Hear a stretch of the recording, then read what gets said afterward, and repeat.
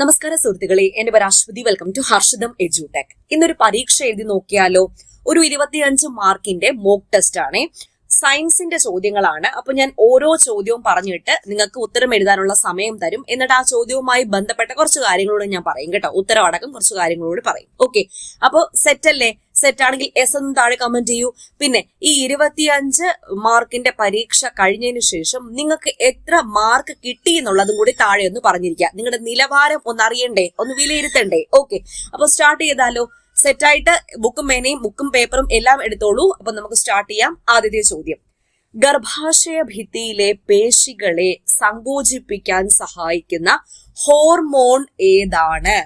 അപ്പൊ 4 ഓപ്ഷൻ ഉണ്ട്. Option A oxytocin, B vasopressin, C prolactin, D melatonin. പെട്ടെന്ന് ഉത്തരം എഴുതിക്കോളൂ. ഓക്കെ, ഉത്തരം പറയട്ടെ. ഉത്തരം ഓപ്ഷൻ എ ആണ്, ഓക്സിറ്റോസിൻ. ഗർഭാശയ ഭിത്തിയിലെ പേശികളെ സങ്കോചിപ്പിക്കാൻ സഹായിക്കുന്ന ഹോർമോൺ ഏതാണ്? ഓക്സിറ്റോസിൻ ആണ്. അപ്പോ ഓക്സിറ്റോസിൻ ഗർഭാശയ ഭിത്തിയിലെ മിനുസപേശികളുടെ സങ്കോചത്തിനും പ്രസവം സുഗമമാക്കാനും മുലപ്പാൽ ചുരത്താനും സഹായിക്കുന്ന ഹോർമോൺ ഏതാണെന്ന് ചോദിച്ചാൽ ഓക്സിറ്റോക്സിൻ എന്ന ഹോർമോൺ ആണ്. പ്രസവ പ്രക്രിയയിൽ നിർണായക പങ്കുവഹിക്കുന്ന ഹോർമോൺ ആണ് ഓക്സിറ്റോക്സിൻ. അതുപോലെ വാസോപ്രസിൻ അഥവാ ADH, ആന്റി ഡയറൂട്ടിക് ഹോർമോൺ, എന്തിനാ സഹായിക്കുന്ന? വൃക്കയിൽ ജലത്തിന്റെ പുനരാകിരണത്തെ സഹായിക്കുന്ന ഹോർമോൺ ഏതാണെന്ന് ചോദിച്ചാൽ വാസോപ്രസിൻ ആണ്. ഈ 2 ഹോർമോണും ഉൽപ്പാദിപ്പിക്കുന്നത് ഹൈപ്പോതലാമസ് ആണെന്ന് ഓർക്കുക. ഹൈപ്പോതലാമസ് ആണ് ഓക്സിറ്റോക്സിനും വാസോപ്രസിനും ഉൽപ്പാദിപ്പിക്കുന്നത്. അടുത്ത ചോദ്യത്തിലേക്ക് പോകാം. കർണപടത്തിന്റെ ഇരുവശത്തെയും മർദ്ദം തുല്യമാക്കാൻ സഹായിക്കുന്ന ഭാഗം ഏത്? ഓപ്ഷൻ എ ഗ്രസനി, ബി യൂസ്റ്റേഷ്യൻ നാഡി, സി കർണനാളം, ഡി ചെവിക്കുട. ഉത്തരം എഴുതിക്കോളൂ. ഓക്കെ, ഉത്തരം പറയട്ടെ. ഉത്തരം ഓപ്ഷൻ ബി ആണ്, യൂസ്റ്റേഷ്യൻ നാളി. കർണപടത്തിന്റെ ഇരുവശത്തുമുള്ള വായുമർദ്ദം ക്രമീകരിക്കാൻ സഹായിക്കുന്നത് യൂസ്റ്റേഷ്യൻ നാളിയാണ്. മധ്യകർണത്തെ ഗ്രസനിയുമായി ബന്ധിപ്പിക്കുന്ന കുഴൽ ഏതാണെന്ന് ചോദിച്ചാൽ യൂസ്റ്റേഷ്യൻ നാളി. യൂസ്റ്റേഷ്യൻ നാളി ഏത് കർണത്തിന്റെ ഭാഗമാണ്? മധ്യകർണം അഥവാ മിഡിൽ ഇയറിന്റെ ഭാഗമാണ്. അസ്ഥി ശൃംഖല, യൂസ്റ്റേഷ്യൻ നാളി, ഓവൽ വിൻഡോ, റൗണ്ട് വിൻഡോ എന്നിവ മധ്യകർണത്തിന്റെ പ്രധാന ഭാഗങ്ങളാണെന്ന് ഓർക്കുക. അടുത്ത ചോദ്യം: ശരീരത്തിന്റെ രോഗപ്രതിരോധ ശേഷിയെ തകരാറിലാക്കുന്ന രോഗം ഏതാണ്? താഴെ തന്നിരിക്കുന്നതില് ഡിഫ്തീരിയ, ക്ഷയം, എയ്ഡ്സ്, ഹെപ്പറ്റൈറ്റിസ്. ഉത്തരം എഴുതിക്കോളൂ. ഉത്തരം ഓപ്ഷൻ സി ആണ്, എയ്ഡ്സ്. എയ്ഡ്സ് രോഗത്തിന് കാരണമായ രോഗകാരി HIV ആണ്. HIV വൈറസ് ആണ്. എയ്ഡ്സ് എന്നത് ഒരു വൈറസ് രോഗമാണ്. അടുത്ത ചോദ്യം നോക്കിയാലോ. ഏത് ഗ്രന്ഥിയാണ് ശരീര വളർച്ചയെ നിയന്ത്രിക്കുന്നത്? Option A thyroid, B pineal ഗ്രന്ഥി, സി പാരാതൈറോയിഡ്, ഡി പിറ്റ്യൂട്ടറി ഗ്രന്ഥി. ഉത്തരം എഴുതിക്കോളൂ. ഉത്തരം ഓപ്ഷൻ ഡി ആണ്, പിറ്റ്യൂട്ടറി ഗ്രന്ഥി അഥവാ പീയൂഷ ഗ്രന്ഥി. മാസ്റ്റർ ഗ്രന്ഥി എന്നറിയപ്പെടുന്ന ഗ്രന്ഥിയാണ് പിറ്റ്യൂട്ടറി ഗ്രന്ഥി. ഓർക്കുക, പിറ്റ്യൂട്ടറി ഗ്രന്ഥി. വളർച്ചാ ഹോർമോൺ എന്നറിയപ്പെടുന്ന സൊമാറ്റോട്രോപ്പിൻ, വളർച്ചാ ഹോർമോൺ എന്നറിയപ്പെടുന്ന സൊമാറ്റോട്രോപ്പിൻ ഉൽപ്പാദിപ്പിക്കുന്നത് പിറ്റ്യൂട്ടറി ഗ്രന്ഥിയുടെ മുൻദളമാണ്. ശരീര വളർച്ച ത്വരിതപ്പെടുത്തുന്ന ഹോർമോൺ ഏതാണ്? സൊമാറ്റോട്രോപ്പിൻ ആണ്. അടുത്ത ചോദ്യം: ശരീര വളർച്ചയ്ക്ക് സഹായിക്കുന്ന പോഷക ഘടകം ഏതാണ്? ധാന്യകമാണോ, പ്രോട്ടീൻ ആണോ, കൊഴുപ്പാണോ, ധാതുക്കളാണോ? ഉത്തരം എഴുതിക്കോളൂ. ഉത്തരം പറയട്ടെ. ഓപ്ഷൻ ബി പ്രോട്ടീൻ ആണ് ശരീര വളർച്ചയ്ക്ക് സഹായിക്കുന്ന പോഷക ഘടകം. അടുത്ത ചോദ്യം: ഏത് സൂക്ഷ്മജീവിയാണ് അത്ലറ്റ്സ് ഫൂട്ട് എന്ന രോഗം ഉണ്ടാക്കുന്നത്? Option A bacteria, B fungus, C protozoa, D virus. ഉത്തരം ഓപ്ഷൻ ബി ആണ്, അത്ലറ്റ്സ് ഫൂട്ട് എന്നത് ഒരു ഫംഗസ് രോഗമാണ്. പ്രധാനപ്പെട്ട ഫംഗസ് രോഗങ്ങൾ ഏതെല്ലാം? അത്ലറ്റ്സ് ഫൂട്ട്, റിംഗ്വർം ഡിസീസ്, കാൻഡിഡിയാസിസ്, അസ്പെർജിലോസിസ് എന്നിവയാണ് പ്രധാനപ്പെട്ട ഫംഗസ് രോഗങ്ങൾ. പ്രധാനപ്പെട്ട ബാക്ടീരിയ രോഗങ്ങൾ ഏതെല്ലാമാ? കോളറ, ക്ഷയം, കുഷ്ഠം, ഡിഫ്തീരിയ, ടെറ്റനസ്, ടൈഫോയിഡ്, വില്ലൻ ചുമ മുതലായവയാണ് പ്രധാനപ്പെട്ട ബാക്ടീരിയ രോഗങ്ങൾ. അടുത്ത ചോദ്യം: പ്രമേഹ രോഗം ബോധവൽക്കരണത്തിന് ഉപയോഗിക്കുന്ന ലോഗോ ഏതാണ്? ചുവപ്പ് വൃത്തമാണോ, നീല വൃത്തമാണോ, പച്ച വൃത്തമാണോ, മഞ്ഞ വൃത്തമാണോ? ഉത്തരം പറയട്ടെ.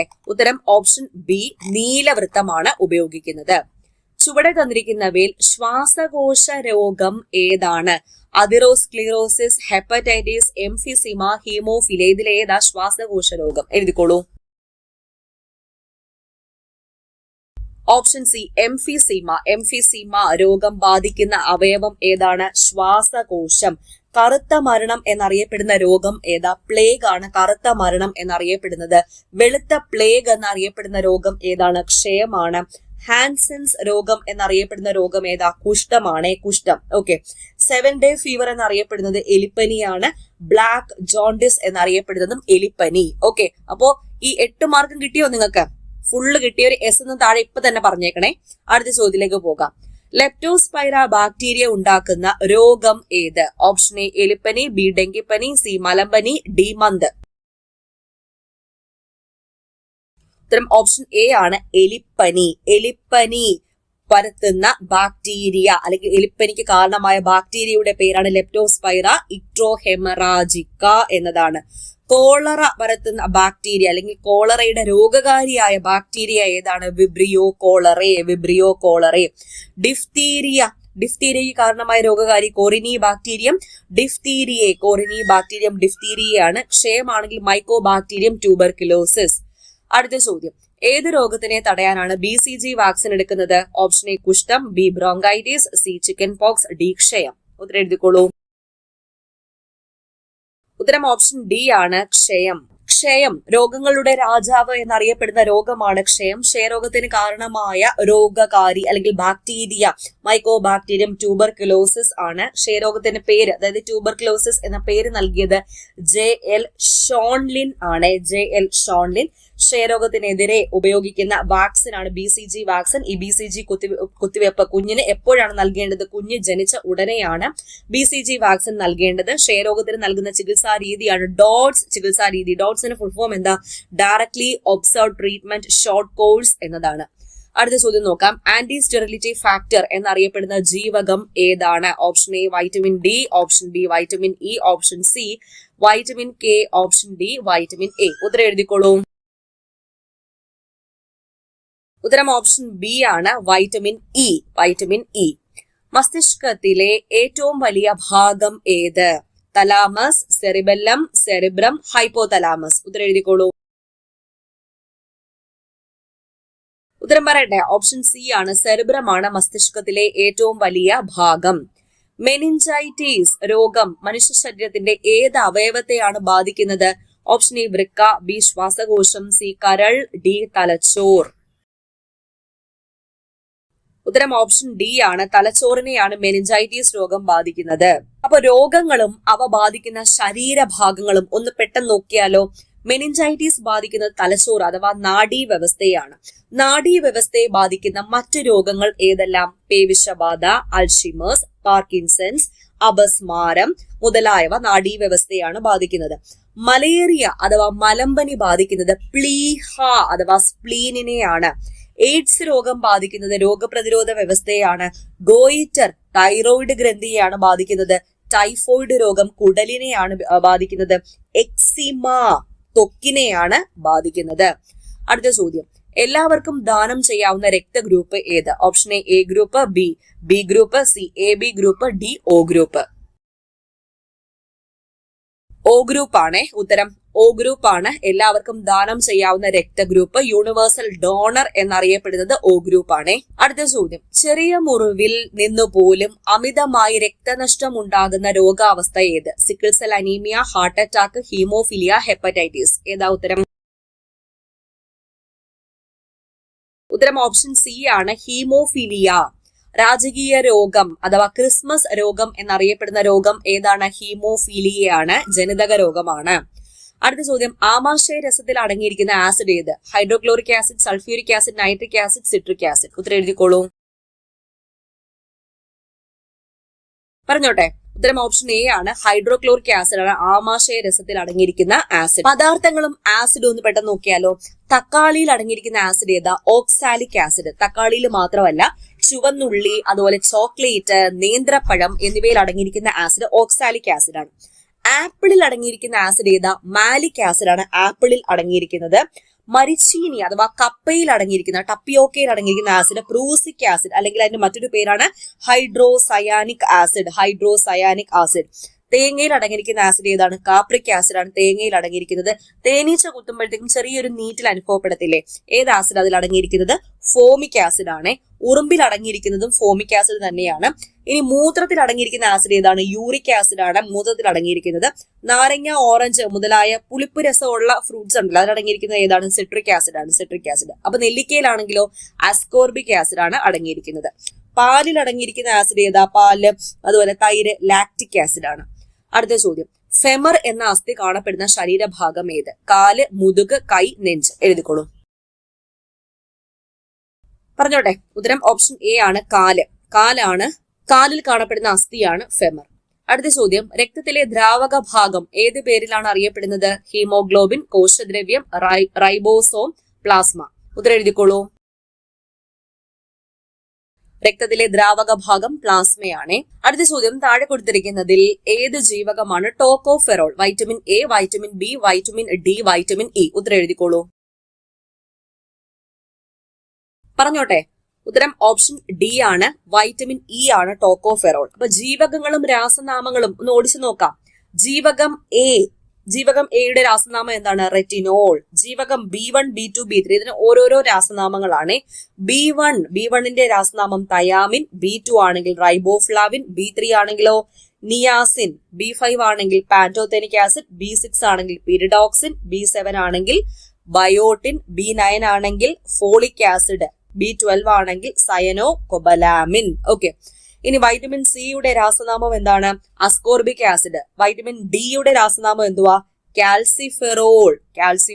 വൈറ്റമിൻ ഇയുടെ രാസനാമമാണ് ചോദ്യം, ടോക്കോഫെറോൾ ആണ്. വൈറ്റമിൻ കെയുടെ രാസനാമം എന്താണ്? ഫില്ലോക്യുനോൺ. ഓക്കെ, അടുത്ത ചോദ്യം, മീനമാതാ രോഗം ഏതിന്റെ മലിനീകരണവുമായി ബന്ധപ്പെട്ടിരിക്കുന്നു? Cadmium, sulphur dioxide, mercury, nitrogen dioxide. ഉത്തരം എഴുതിക്കോളൂ. ഉത്തരം പറയട്ടെ, ഓപ്ഷൻ സി ആണ് മെർക്കുറിയാണ്. മൈഡൽ ടെസ്റ്റ് ഏത് രോഗനിർണയത്തിന് ഉപയോഗിക്കുന്നു? ടൈഫോയിഡ്, എയ്ഡ്സ്, ക്ഷയം, ക്യാൻസർ. ഉത്തരം എഴുതിക്കോളൂ. ഉത്തരം ഓപ്ഷൻ എ ആണ് വൈഡൽ ടൈഫോയിഡ്. ആ പേരിൽ തന്നെ കിട്ടും, വൈഡൽ ടൈഫോയിഡ്. ഓക്കെ, അടുത്ത ചോദ്യം, കേൾവിക്ക് സഹായിക്കുന്ന ആന്തരകർണത്തിന്റെ ഭാഗം ഏത്? കോക്ലിയ, വെസ്റ്റിബ്യൂൾ, അർദ്ധവൃത്താകാര കുഴലുകൾ, കർണനാളം. ഉത്തരം എഴുതിക്കോളൂ.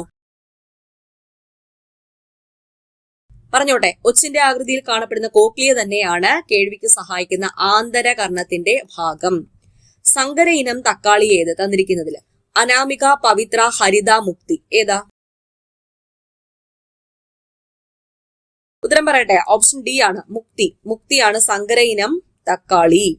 വൻകുടലിൽ വസിക്കുന്ന ബാക്ടീരിയകൾ നിർമ്മിക്കുന്ന ജീവകം ഏത്? ജീവകം എ, ജീവകം ഇ, ജീവകം സി, ജീവകം കെ. ഉത്തരം എഴുതിക്കോളൂ. പറഞ്ഞോട്ടെ, ഡി ആണ് ഉത്തരം, അതായത് ജീവകം കെ. ഓപ്ഷൻ ഡി ആണ് ഉത്തരം. ജീവകം കെ ആണ് വൻകുടലിൽ വസിക്കുന്ന ബാക്ടീരിയകൾ നിർമ്മിക്കുന്നത്. അവസാനത്തെ ചോദ്യം, ചിക്കൻ ഗുനിയ രോഗത്തിന് കാരണമാകുന്ന രോഗമാണ്? Alpha virus, flavi virus, rhino virus, DN1 virus. ഉത്തരം എഴുതിക്കോളൂ. ഉത്തരം ഓപ്ഷൻ എ ആണ്. ആൽഫ വൈറസ് ആണ് ചിക്കൻ ഗുനിയ രോഗത്തിന് കാരണമാകുന്ന രോഗാണു. ഓക്കെ, അപ്പൊ 25 ക്വസ്റ്റ്യൻസ് ആണ് നമ്മൾ ഇന്ന് പരീക്ഷ ഇട്ടത്. നിങ്ങൾക്ക് എത്ര മാർക്ക് കിട്ടി? 25ൽ 25 കിട്ടിയവർക്കും വലിയൊരു കയ്യടി. നിങ്ങൾ നല്ല രീതിയിൽ തന്നെയാണ് പഠനം തുടർന്നുകൊണ്ട് പോകുന്നത്. ഈ ഒരു സ്പിരിറ്റോട് കൂടി തന്നെ മുന്നോട്ട് പൊക്കോളാം. പിന്നെ 1-2 മാർക്ക് പോയിട്ടുള്ള ആൾക്കാരുണ്ടെങ്കിൽ നിങ്ങൾക്ക് ഏത് ക്വസ്റ്റ്യനിലാണ് മാർക്ക് പോയത് എന്ന് മനസ്സിലാക്കി ആ ഒരു ഏരിയ കൂടുതലായിട്ടും പഠിച്ചു മനസ്സിലാക്കാൻ വേണ്ടി ശ്രമിക്കുക. ഓക്കെ, അപ്പോൾ ഈ ഒരു മോക്ക് ടെസ്റ്റ് എങ്ങനെ ഉണ്ടായിരുന്നു? ഇത്തരത്തിലുള്ള മോക്ക് ടെസ്റ്റുകളുമായിട്ട് ഇനിയും തുടർന്നുള്ള വീഡിയോസ് ഉണ്ടാകും. എല്ലാ വീഡിയോസിനും നിങ്ങളെ സപ്പോർട്ട് ഉണ്ടാകണം. നമ്മുടെ ചാനൽ മാക്സിമം സപ്പോർട്ട് ചെയ്യുക. എല്ലാവർക്കും ഒന്ന് ഷെയർ ചെയ്ത് കൊടുത്തിരിക്കുക. ഓക്കെ, അപ്പോൾ സെറ്റ് അല്ലേ? അപ്പൊ അടുത്ത ക്ലാസ്സിൽ വീണ്ടും കാണാം. താങ്ക്